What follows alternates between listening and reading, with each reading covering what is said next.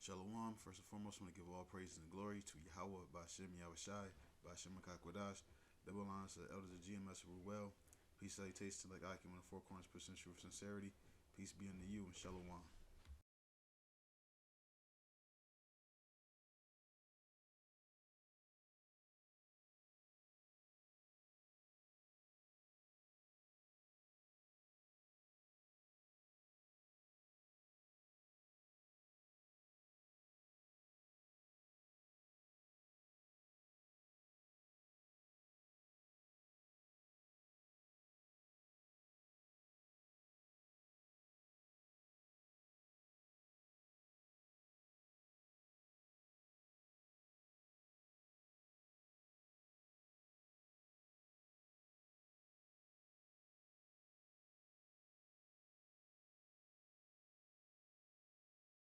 We work all year long for it, man.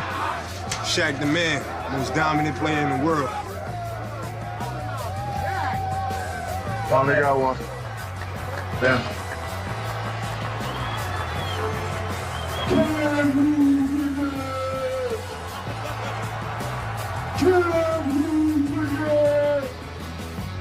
After the first championship, I'm happy.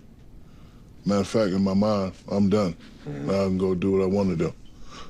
So I'm here, we go to the parade, do that, boom, I jump on the plane, take the family back to Orlando. I'm sitting. Oh, Kobe and them got their first championship. Can they get another one? Right. Will they be known as a Laker dynasty? Can they do it again? So, I'm mad. I'm upset. One thing I know I got a guy that's gonna be ready.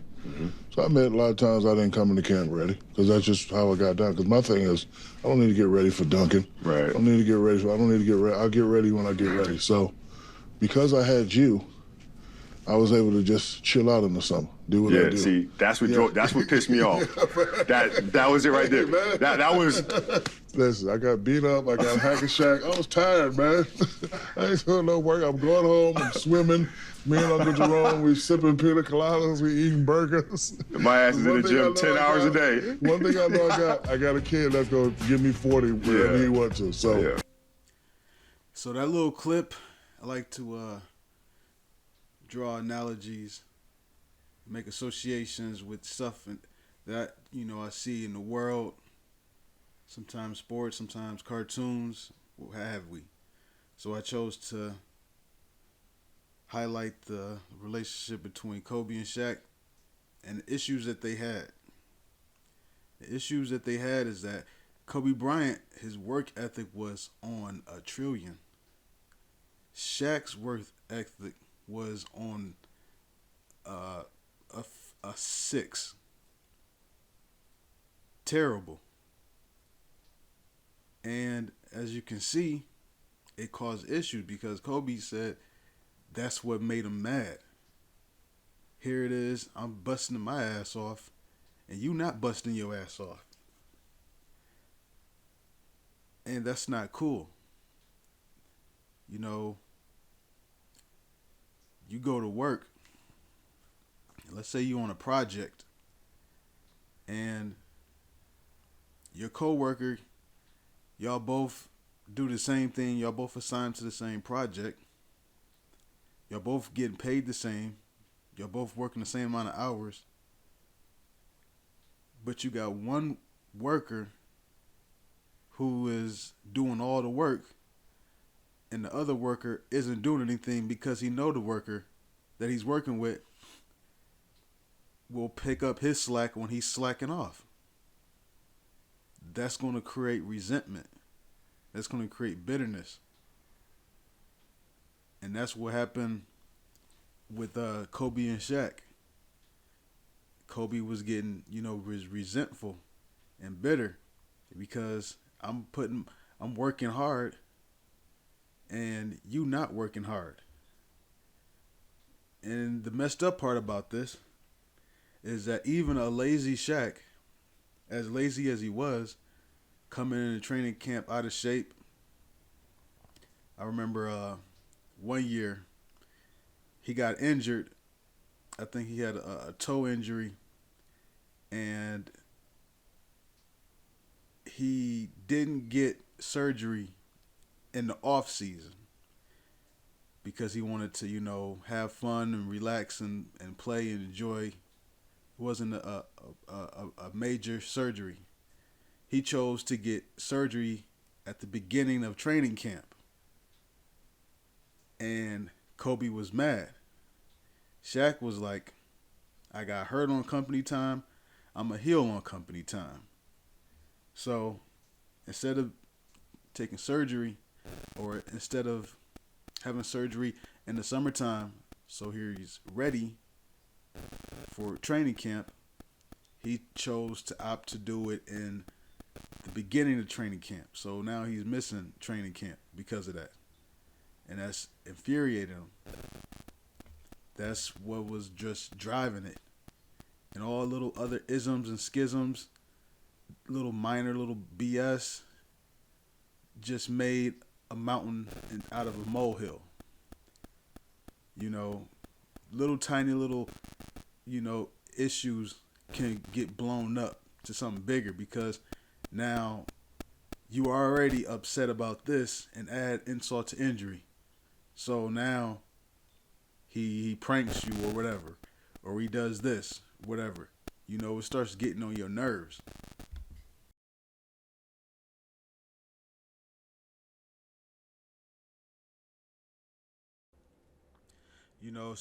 But back to what I was saying before I got off into the training camp injury.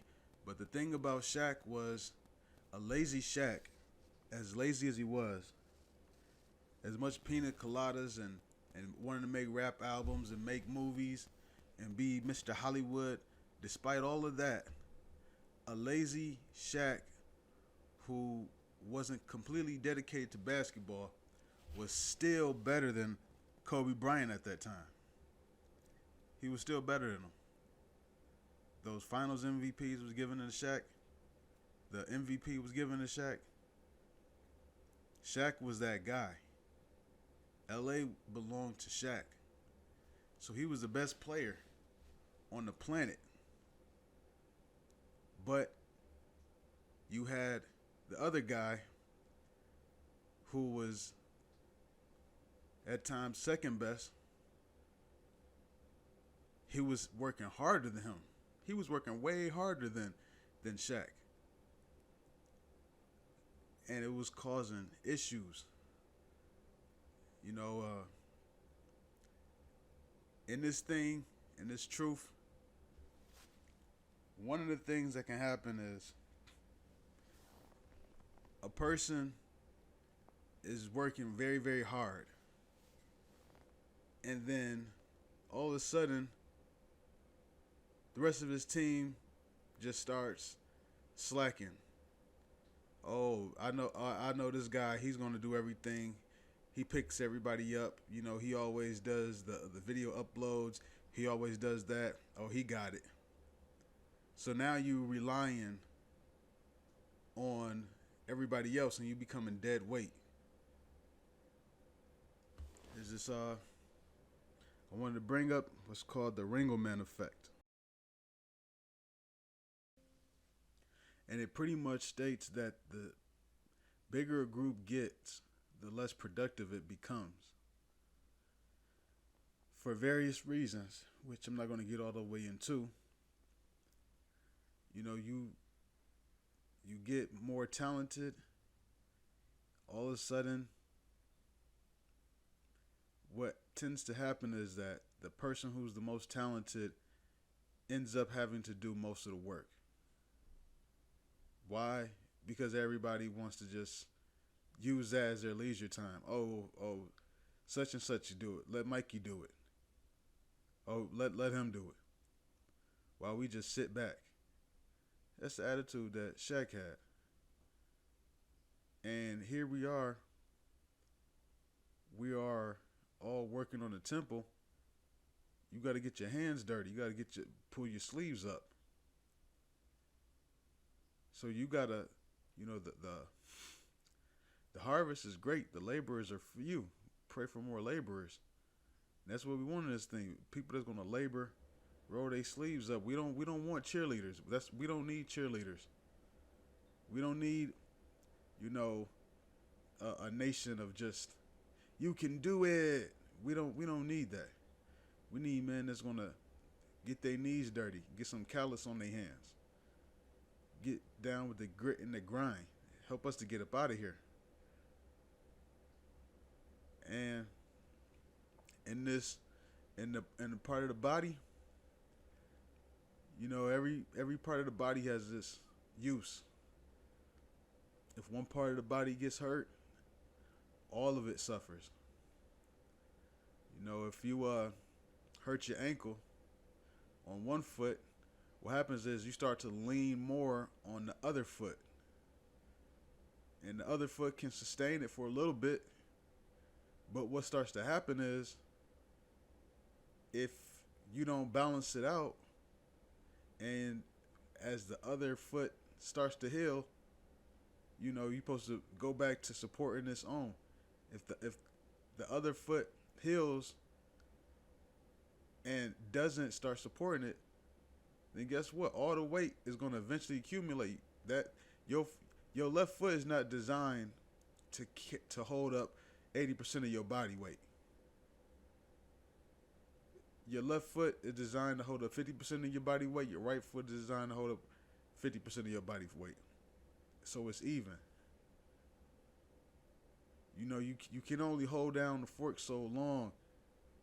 So you got to be, as members of the body, you got to be active, helping with the body. Because if you're not helping, you're being a hindrance. And that's, the lesson I wanted to do.